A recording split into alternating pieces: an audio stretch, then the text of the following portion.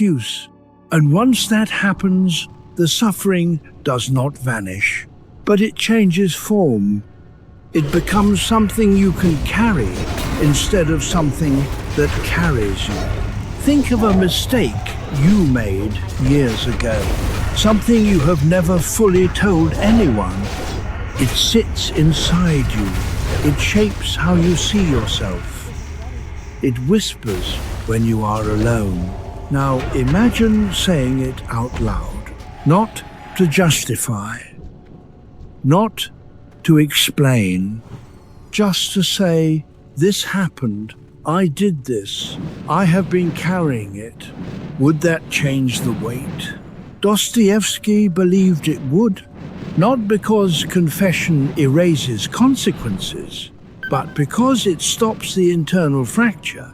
It makes you whole again, even if that wholeness includes your brokenness. Let the next breath be slightly slower. You are still here.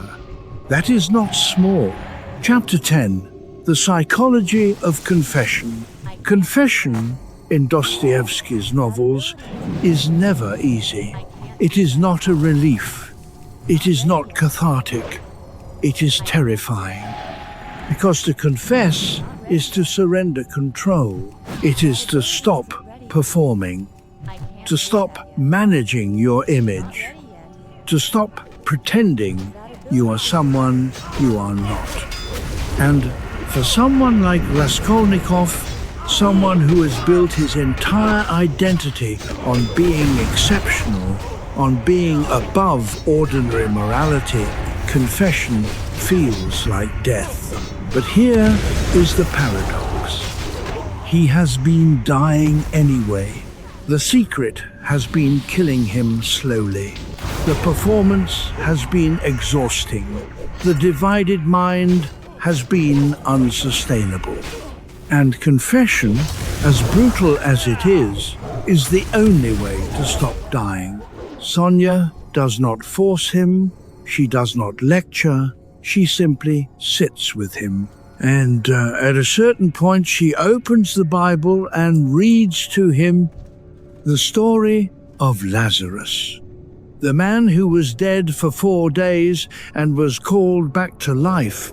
She reads it slowly, quietly, and Raskolnikov listens, not because he believes it, not because he is suddenly religious, but because something in the story mirrors what he is feeling. He has been dead, not physically, but psychologically. Dead to connection, dead to meaning, dead to the possibility of being forgiven. And the story suggests that resurrection is possible, not through magic, not through denial, through truth. In the final pages of the novel, Raskolnikov turns himself in. He confesses to the police. He accepts his punishment.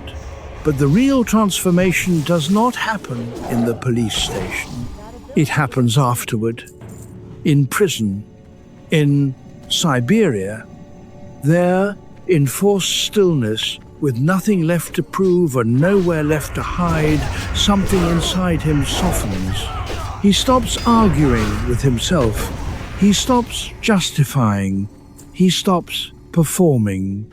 And for the first time since the murder, he feels something other than fear. He feels grief. Grief for what he did. Grief for who he was. Grief for the innocence he can never get back.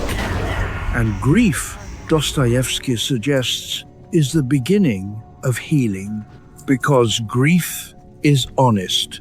It is the acknowledgement that something is lost, that you cannot go back, that you must live with the consequence.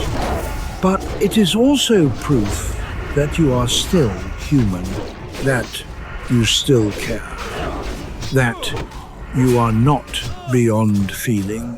Think about the last time you truly grieved something? Not surface sadness, deep grief. The kind that makes your chest ache, that makes you cry in the shower, that arrives without warning and leaves you breathless. It is painful, but it is also clean, because grief does not lie. It does not perform, it does not pretend. It is just the truth of loss moving through you. Raskolnikov's confession does not fix everything. He still goes to prison. He still faces years of suffering, but the suffering has changed. It is no longer the suffering of a divided mind. It is the suffering of a whole person facing what he has done. And that wholeness, even in pain, is a kind of freedom. Just for a moment, let your jaw soften. The story is not asking you to solve anything, just to listen. Chapter 11, Nihilism and Spiritual Emptiness. Dostoevsky wrote Crime and Punishment in the 1860s. By the time he wrote The Brothers Karamazov in 1880, the stakes had deepened. The question was no longer just about individual guilt. It was about what happens to a society and a soul when belief collapses, when the structures that once gave life meaning begin to crumble, when God is no longer a given, when morality is no longer absolute, when truth itself feels negotiable. This is nihilism, and Dostoevsky saw it coming. He saw the rise of materialism, rationalism, and atheism, and he understood that these were not just intellectual positions. They were psychological crises waiting to happen. Because if there is no God, if there is no ultimate meaning, if everything is just matter and chance, then why not do whatever you want? Why care? Why restrain yourself? Why sacrifice for others? Why suffer at all? This is the question one of his most complex characters asks. His name is Ivan Karamazov, and he is brilliant, tortured, and utterly lost. Ivan is not evil. He does not want to hurt people, but he has reasoned his way into a corner. He has concluded that if God does not exist, then everything is permitted. And if everything is permitted, then morality is just a social construct. A set of rules we invented to keep chaos at bay.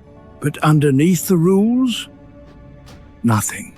Just indifference, just atoms colliding.